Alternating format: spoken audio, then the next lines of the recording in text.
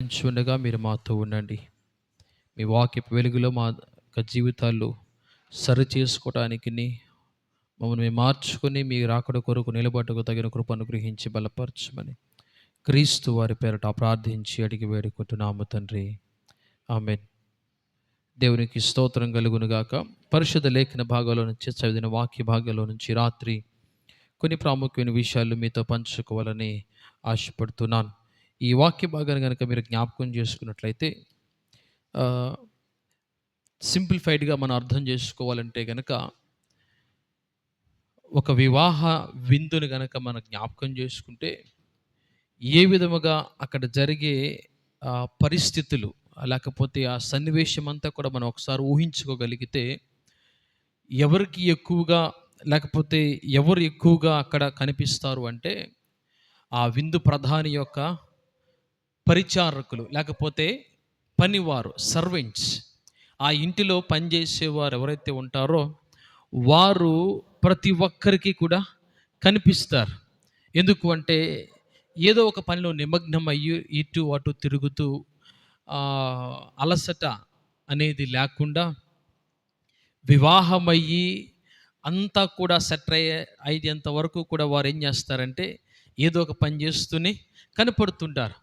ఎక్కడ కూడా కూర్చొని రెస్ట్ తీసుకోవటమనో లేకపోతే అది చేయటమని ఇది చేయటమని ఎక్కడో కూడా మనకు వాళ్ళు ఎక్కువ శాతం కనపడరు.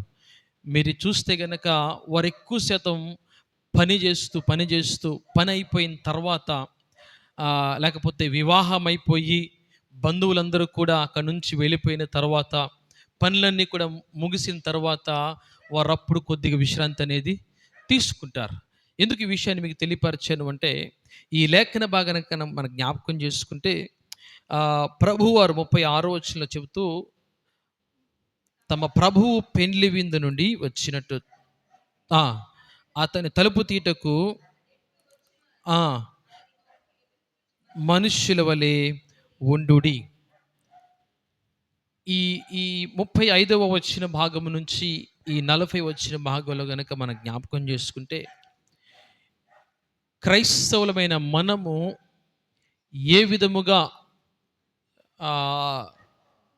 మనము సరి చేసుకుని దేవుని యొక్క రాకడ కొరకు మనము సిద్ధపాటు కలిగి ఉండాలో ఈ వాక్య భాగంలో నుంచి ప్రభు మనతో చాలా స్పష్టంగా తెలియపరుస్తున్నారు.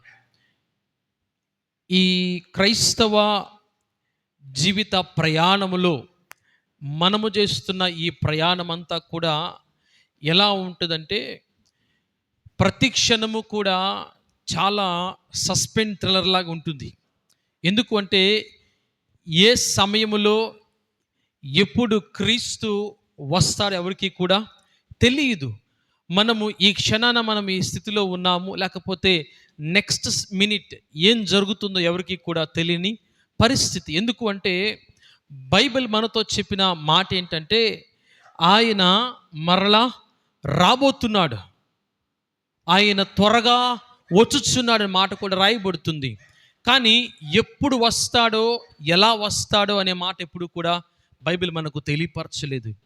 కానీ మనము క్రైస్తవులుగా లేకపోతే క్రీస్తుని ఆరాధిస్తున్న మనము దేవుని బిడ్డలైన మనము తెలుసుకోవాల్సిన విషయం ఏంటంటే ఎలా మనము జీవించాలి లేకపోతే ఆయన రాకడ కొరకు ఎలా మనము సిద్ధపాటు కలిగి ఉండాలో విషయాలు కూడా మనము తెలుసుకునే వారిగా ఉండాలి. ఎందుకు అంటే మనము క్రైస్తవులుగా బైబిల్ చదువుకొని లేకపోతే ప్రార్థన చేసుకొని లేకపోతే ఏదో నామకార్థంగా మనం ఉంటే గనక ప్రభువారు వచ్చినప్పుడు మనము అందరిలాగా మనము కూడా రెగ్యులర్ లైఫ్గా మనం కూడా అలాగే కొనసాగిస్తూ ముందుకు సాగితే కనుక ఆయన వచ్చినప్పుడు మనం ఏమవుతాము అంటే ఆయనతో పాటు ఎత్తబడే వారిగా ఉండకుండా ఆయన ఎప్పుడు వచ్చాడో ఎప్పుడు వెళ్ళిపోయాడో కూడా తెలియకోకుండా గాఢ నిద్రలో లేకపోతే ప్రశాంతమైన వాతావరణం అనుభవిస్తారు చూసారా, అలాంటి వారితో మనం కూడా ఉంటాం.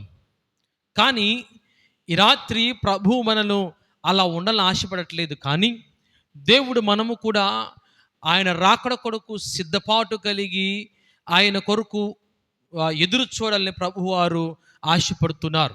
ఎందుకు అంటే ఈ క్రైస్తవ జీవితము ఈ క్రైస్తవ ప్రయాణము దేనికోసం మనం ఆరాటపడుతున్నాము అంటే ఆయనతో పాటు మనము కూడా ఆ పరలోక పట్టణంలో మనము కూడా అవకాశం పొందుకుంటామని మనందరి యొక్క తాపత్రయం, మనందరి యొక్క ప్రయత్నం, మనందరి యొక్క ఆశ, ఆలోచన ఉన్నది. అందుకనే మనందరము కూడా ఈ రాత్రి వాక్యాన్ని వింటున్న మనము తెలుసుకోవాల్సిన ప్రాముఖ్యమైన విషయం ఏంటంటే ఆయన కొరకు మనము సిద్ధపాటు కలిగిన వారిగా మనము ఉండాలి. అందుకని బైబిల్ తీయవస్తున్నది. కానీ మత్తయి సువార్తలో చూస్తే కనుక మనకు 10 మంది కన్యకలు మనకు అక్కడ కనిపిస్తారు. ఈ 10 మంది గురించి కూడా మనం జ్ఞాపకం చేసుకుంటే దేని గురించి ఈ విషయాలు అంటే సిద్ధపాటు గురించే మనకు కనబడుతుంది కదా. సిద్ధపాటు గురించి మనకు చాలా స్పష్టంగా తెలియపరచబడుతుంది, కనపడుతుంది. ఎవరైతే సిద్ధపాటు కలిగి ఉన్నారో వారు పెండ్లి కుమారుణ్ణి చూడగలిగారు. సిద్ధపాటు లేని వారు పెండ్లి కుమారుణ్ణి చూడలేకపోయారు. ద రీజన్ ఏంటయ్యా అంటే ఒకే ఒక రీజన్, సిద్ధపాటు లేని కారణముగా, లేకపోతే తగిన సమయమందు సిద్ధపాటు లేని కారణంగా వారు ఏం కోల్పోయారు అంటే పెండ్లి కుమారుని చూచే ఆ యొక్క ఏమంటారు అదృష్టాన్ని వారు కోల్పోయారు. వారు అంతా ప్రయత్నం చేసి దేనికోసం అంటే పెండ్లి కుమారునితో విందులో పాల్గొనాలని వారు ఎంతగానో ప్రాకులాడారు. చూస్తే గనక వారు ప్రయాణం చేశారు, మిగతా పనులన్నీ కూడా చేసుకున్నారు, కానీ పెండ్లి కుమారుని చూసే అవకాశాన్ని మాత్రం వారు కోల్పోయారు. కారణం ఏంటంటే సిద్ధపాటు లేకపోవటం.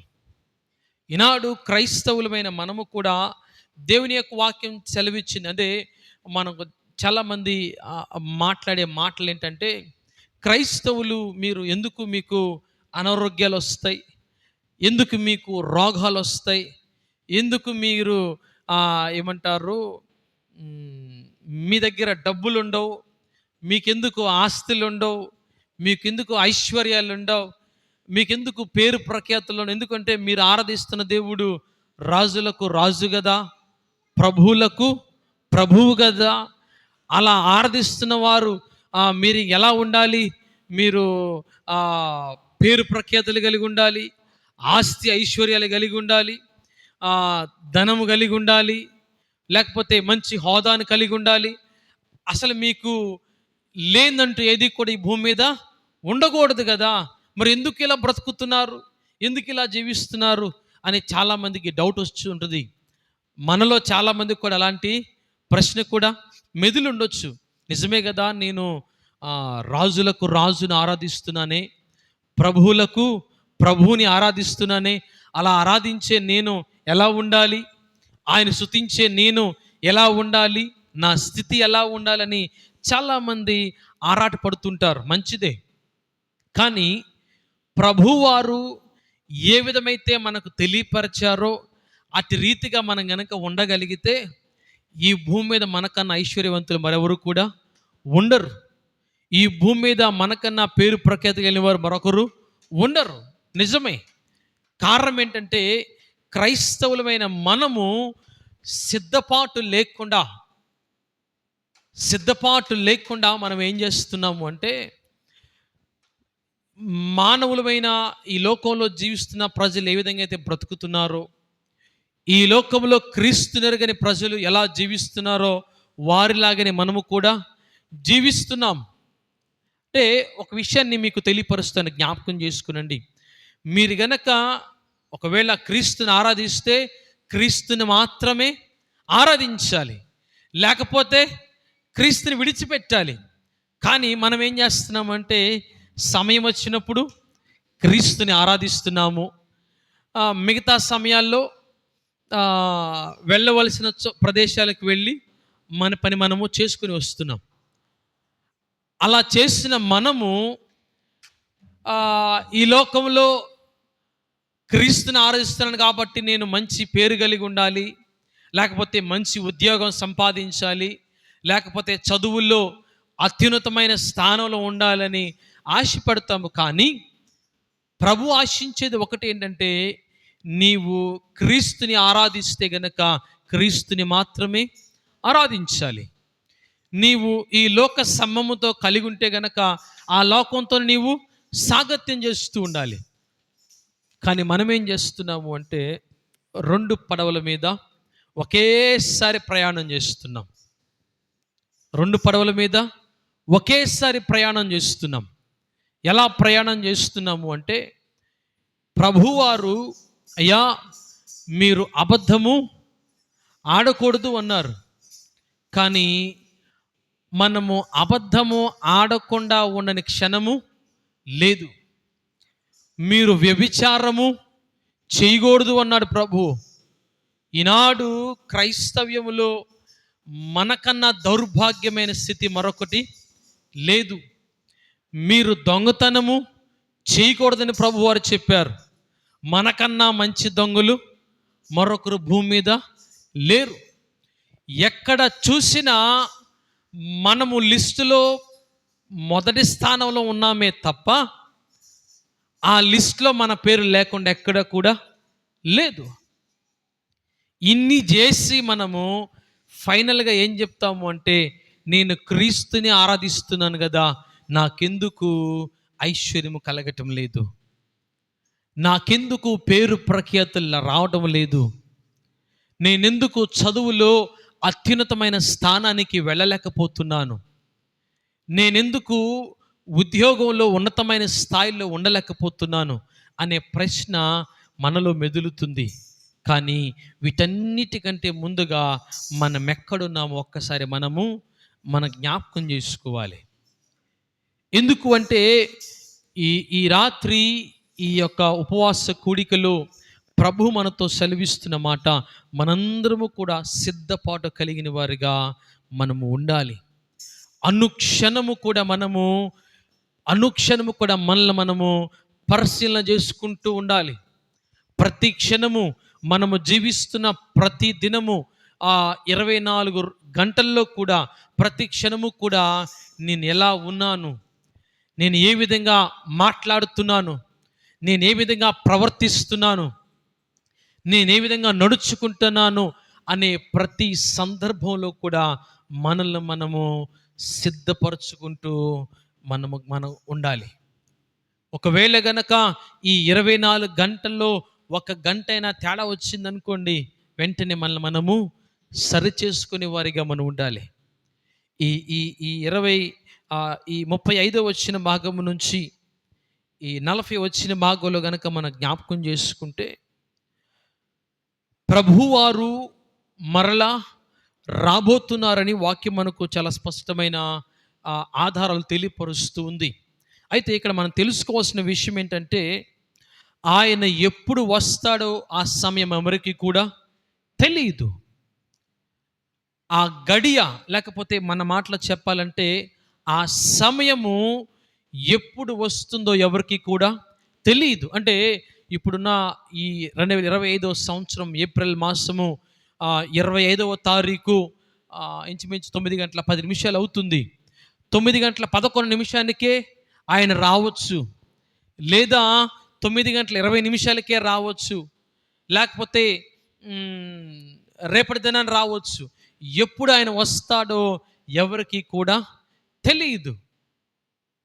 కాబట్టి మనము ఏం చేయాలి అంటే, క్రైస్తవులమైన మనము ప్రతి సందర్భము లేకపోతే ప్రతి క్షణము కూడా సిద్ధపాటు కలిగి మనము ఉండాలి. 10 కన్యకలు కూడా అలాగే చేశారు. పాపం అందరూ కలిసే ప్రయాణమయ్యారు, అందరూ కలిసే వారి యొక్క ప్రయాణాన్ని కొనసాగించారు. కానీ నేను చెప్పినట్లుగా ప్రతి క్షణము కూడా వారు సిద్ధపాటు అనేది వారిలో కనిపించలేదు. అందుకని పెండ్లి కుమారుని వారు చూడలేకపోయారు. మిగిలిన 5 ప్రతి క్షణము కూడా వారు సిద్ధపాటుగానే ఉన్నారు. అంటే పెండ్లి కుమారు యొక్క రాకడ కొంచెం ఆలస్యం అవుతున్నప్పుడు కూడా ఎప్పుడు వస్తాడో అనే ఆలోచనతోనే వారు ఎదురు చూచారు. ఎప్పుడైతే గడియ రాగానే వెంటనే వారి యొక్క సిద్ధపాటు ఏం చేసిందంటే, పెండ్లి కుమారుని చూచే అవకాశం వారికి అనుగ్రహించింది. కానీ మిగిలిన 5 ఏం చేశారంటే, పాపం వారు కూడా చేయాల్సిన పనంతా కూడా చేశారు. మనలాగానే ప్రార్థన చేశారు, మనలాగానే బైబిల్ చదివారు, మనలాగానే బాప్తీసాలు తీసుకున్నారు, మనలాగానే ఉపవాసాలు ఉన్నారు, అంతా చేశారు, కానీ పెండ్లి కుమారుని మాత్రము చూడలేకపోయారు. కారణం ఏంటంటే వారి ఆ గడియ వారికి తెలియరాలేదు. అంటే ఈ గడియ కూడా మేము సిద్ధపడాలన్న ఆలోచన వారికి రాలేదు.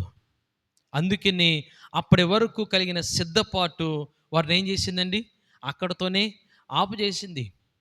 అయ్యయ్యో, పాపం వీరు కూడా వీరిలాగానే కష్టపడ్డారు కదా, వీరు కూడా ప్రయాణమై వచ్చారు కదా, వీరు కూడా దివిటీలు పట్టుకొని వచ్చారు కదా, వీరు కూడా పెండ్లి విందుకి వచ్చారు కదా అని పెండ్లి కుమారుడు వారి మీద దయా కనికరము ఏమీ కూడా చూపించలా.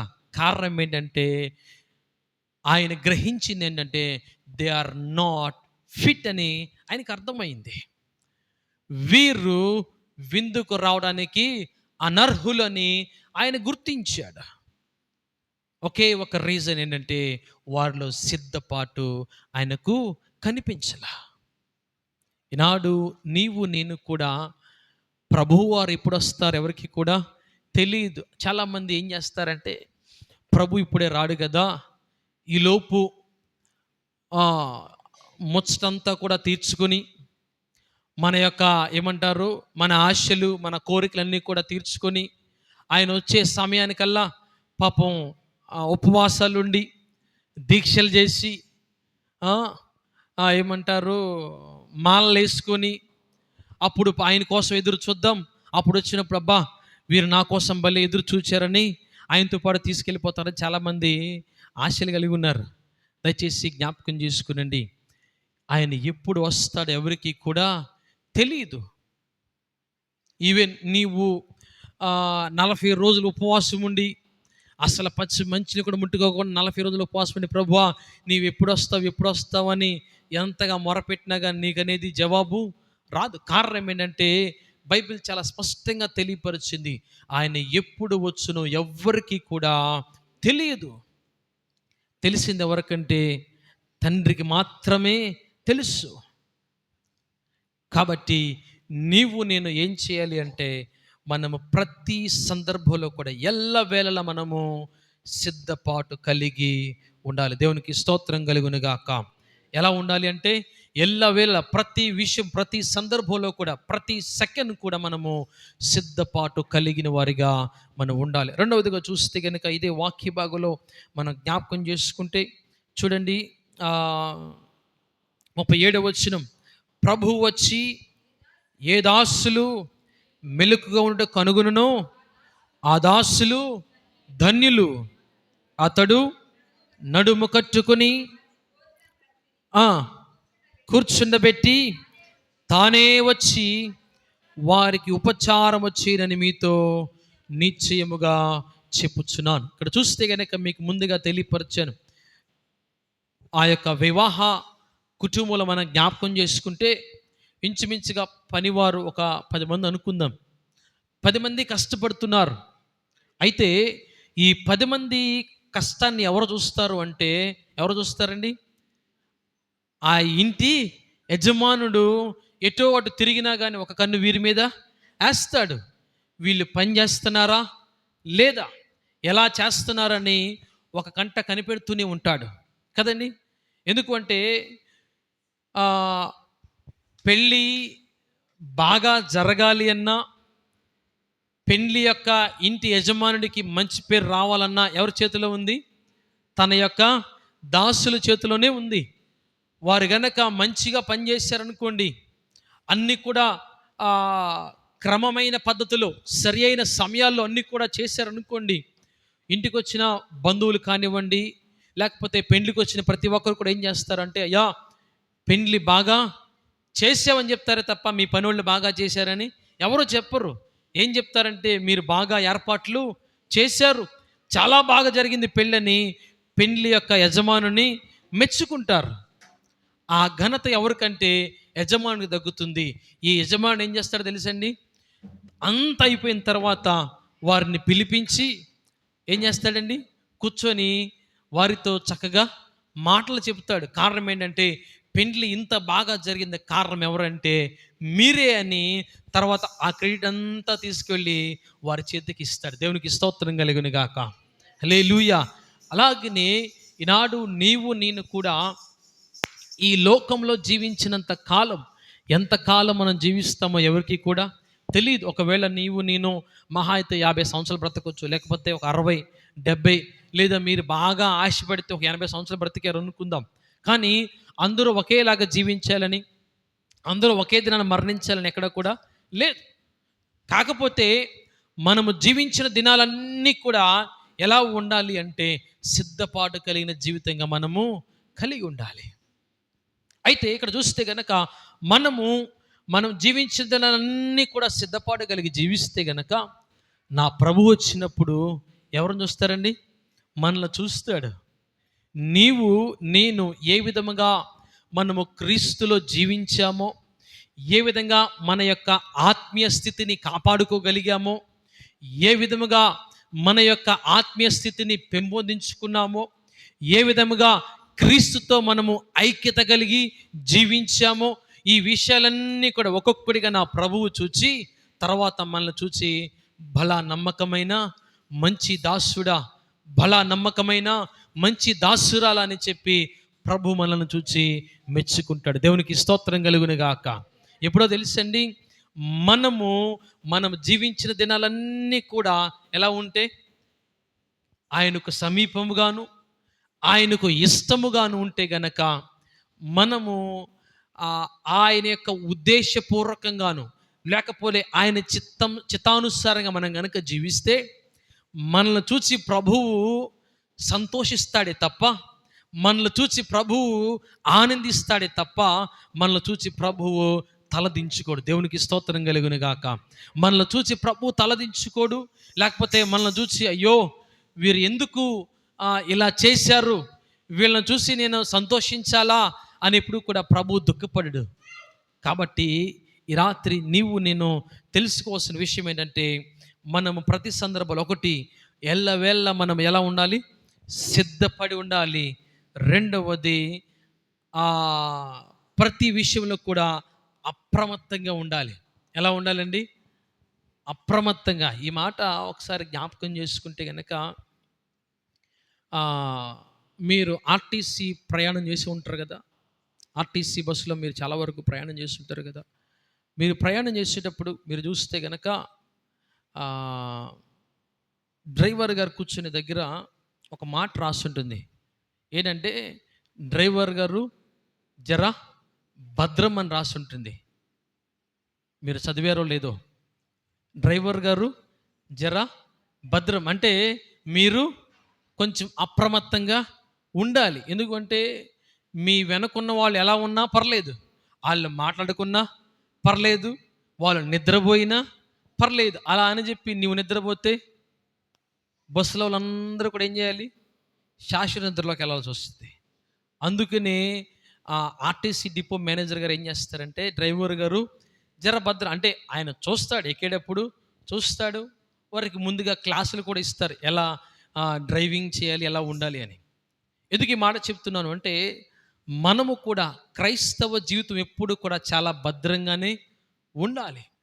ఎందుకు అంటే, ఏ క్షణాన మనము చిన్న పొరపాటు చేసినా, చిన్న తప్పిదము చేసినా ప్రభు మనల్ని చూసి ఎంతగానో కలత చెందుతాడు.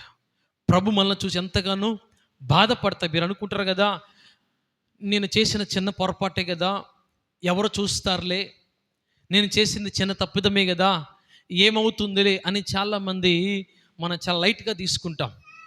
ఒక అబద్ధం చేస్తే ఒకటే కదా, చిన్న తప్పిదం చేస్తే ఒక తప్పే కదా, ఏమవుతుందిలే, నా ప్రభు జాలి కలిగిన ప్రభు కదా, నన్ను విడిచిపెట్టేస్తాడులే, నన్ను ఏమనడులే, నన్ను ఏం చేయలే అని చాలామంది ఏం చేస్తారంటే, ఆ ఒక్క తప్పిదం కాస్త రేపటి దినానికి 2 అవుతుంది, ఆ మరుసటి దినాన 4 అవుతుంది. ఎందుకు ఈ మాట చెప్తున్నానంటే, క్రైస్తవ సమాజం ఎప్పుడు కూడా చాలా అప్రమత్తంగా ఉండాలి. ఎందుకు అంటే, అపవాది ఏం చేస్తాడు తెలుసండి? గర్జించు సింహము వలెట ఎవరిని మృంగుదనానని అటు ఇటు తిరుగుతున్నాడు. కారణం ఏంటంటే ఎప్పుడు క్రైస్తవులు దొరుకుతారా వారిని ఏం చేద్దాము, వారిని దేవునికి దూరం చేద్దామని. ఎప్పుడు క్రైస్తవులు దొరుకుతారా వారిని ఏదో ఒక రీతిగా ప్రభువు దగ్గర వారి ఎదుట నిలబడి వీరిని చూసి నా ప్రభువు తలదించుకులా చేయాలని అపవాది ఎప్పుడు కూడా ప్రయత్నం చేస్తూనే ఉంటాడు. కాబట్టి నీవు నేను మనము గనక జాగ్రత్తగా ఉంటే, మనం గనక భద్రంగా ఉంటే నా ప్రభు ఏం చేస్తా తెలుసండి, నిన్ను చూచి నా ప్రభువు తలెత్తుకుంటాడు. ఒకవేళ నీవు గనక తప్పిదం చేస్తే నా ప్రభువు నిన్ను చూచి ఏం చేస్తాడు తెలుసండి, తలదించుకుంటాడు. నా ప్రభు నీవు చేసిన తప్పిదాలు బట్టి ఆయన అందుకని ఆదికాండంలో ఒక మాట రాయబడుతుంది, నరులను ఎందుకు చేశాను నా ప్రభు ఏం చేశాడండి, పశ్చాత్తాపము పొందెను అని రాయబడుతుంది. ఎందుకు వీళ్ళని చేశానని దేవుడు తలదించుకున్నాడట. అలాగనే ఈనాడు నీవు నేను కూడా చేసే తప్పిదాలను బట్టి ప్రభువు ఏం చేస్తాడో తెలుసండి, అయ్యో నా ప్రజలు ఇలా మారిపోయారేంటి, నా ప్రజలు ఎందుకు ఇలా తయారైపోయారు, నా ప్రజలు ఎందుకు ఇలా ప్రవర్తిస్తున్నారని మనలో చూసి నా ప్రభువు తలదించుకుంటాడు. కాబట్టి దేవుని జనాంగమా, ప్రతి సందర్భంలో కూడా మనము ఎలా ఉండాలి తెలుసండి, చాలా అప్రమత్తంగా ఉండాలి.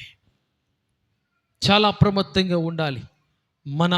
మన నడవడిక కానివచ్చు, మన మాట కానివచ్చు, మన క్రియ కానివచ్చు, దేని విషయంలోనైనా సరే చాలా అప్రమత్తంగా మనము ఉండాలి. ఎక్కడ చిన్న పొరపాటు జరిగినా సరే మనల్ని చూసి నా ప్రభువు ఎంతగానో బాధపడతాడు. కాబట్టి రాత్రి దేవుని యొక్క వాక్యాన్ని వింటున్న మనము తెలుసుకోవాల్సిన ప్రాముఖ్యమైన విషయం ఒకటి, ఎల్లవేళ సిద్ధంగా ఉండాలి. రెండవది, అప్రమత్తంగా మనము ఉండాలి. ఒకవేళ గనక మనం లేకపోతే గనక ఏ దినాన ఏమి జరుగుతుందో ఎవరికి కూడా తెలియదు. ఒకవేళ గనక దాసుడు అయ్యో నా యజమానుడు ఇక్కడ లేడు కదా, కొద్ది నిమిషాలు రెస్ట్ తీసుకుందామని అలా తల వాల్చాడు అనుకోండి, అలసట మీద వెంటనే నిద్ర వస్తుంది. ఆ పని అక్కడితో తన చేసిన పని అంతా ఆగిపోతుంది. వెంటనే ఎవరికి పేరు వస్తుంది, యజమానుడికి పేరు వస్తుంది. అయ్యో ఇంత ఖర్చు పెట్టాడే, ఈ పని మాత్రం చేయలేకపోయాడా కదండి. ఇప్పుడు మీరు చూడండి, ఒకవేళ పెళ్ళికి వెళ్ళారు, మీరే పెళ్ళికి వెళ్తారండి. పెళ్ళికి వెళ్ళి మీరు ఏం చేస్తారంటే ఎక్కడ లోపం ఉందా అని ఎతుకుతారు చాలామంది కదండి. వాళ్ళు భోజనాలు అన్నీ పెట్టారు కానీ ఐస్ క్రీమ్ పెడితే బాగుండేది, అంతా బాగా చేశారు కానీ పెండ్లి కుమార్తె బట్టలు మాత్రం మంచిగా కొనలేకపోయారు. అన్నీ చేశారు కానీ మేళం మాత్రం పెట్టలేకపోయారు. అంటే అన్నీ బాగానే కనపడతాయి కానీ చెయ్యింది మాత్రమే వీళ్ళకి హైలైట్ అవుతుంది. ఎందుకు చెప్తున్నాను అంటే, క్రైస్తవులమైన మనము చేసే ప్రతి పని కూడా అలాగే ఉంటుంది. మనం ప్రార్థన చేస్తాం, వాక్యం చదువుతాం, ఉపవాసం ఉంటాం, ఇన్ని చేసినా కానీ పక్కన మనల్ని చూసి వీళ్ళు ఇన్ని చేస్తున్నారు కానీ అబద్ధాలు మాత్రం మానట్లేదు, వీళ్ళు ఇన్ని చేస్తున్నారు కానీ పాపం మాత్రం చేయకుండా